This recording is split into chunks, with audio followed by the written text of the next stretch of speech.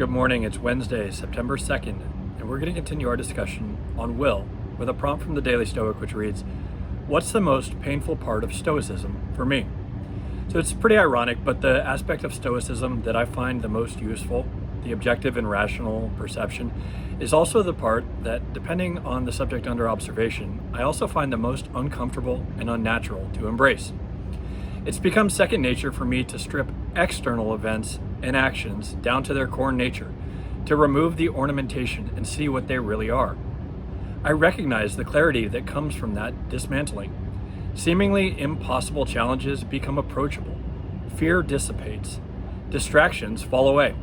And sometimes when I get it really right, it feels like I have a superpower, and I find myself wondering why I didn't know how to harness that ability earlier in my life.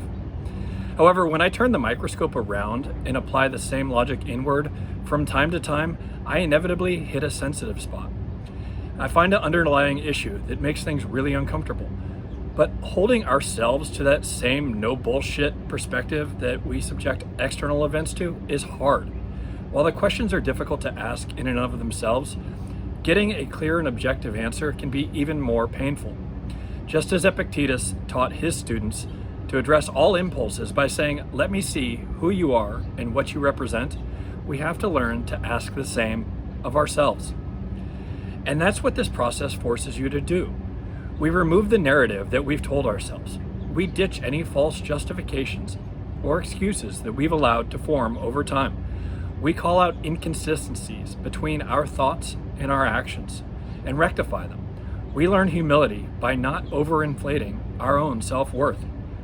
We turn a spotlight onto any area that needs improvement. There is nowhere left to hide, not if we're truly looking for an objective, unbiased interpretation. No, that requires staring into the mirror for an uncomfortably long period of time. Marcus Aurelius once wrote, "It's the truth that I'm after, and the truth never harmed anyone." But note that he said never harmed, not never hurt. To me, there is a difference. Ryan Holiday uses the analogy of what we go through in physical therapy or rehab. Speaking from my own experience, I've endured some of the most excruciating pain imaginable while laying prone on that physician's table while he works his torturous magic. And I still cringe a bit whenever I think back to the obscene amount of pain that I subjected myself to willingly, all in the interest of trying to heal, because sometimes healing hurts. It's a necessary part of the process. And so too it is with the study and application of philosophy, especially when we turn it inward. As Holiday notes, some observations or exercises will touch one of your pressure points. It's supposed to hurt. That's how you develop the will to endure and persevere through life's many difficulties.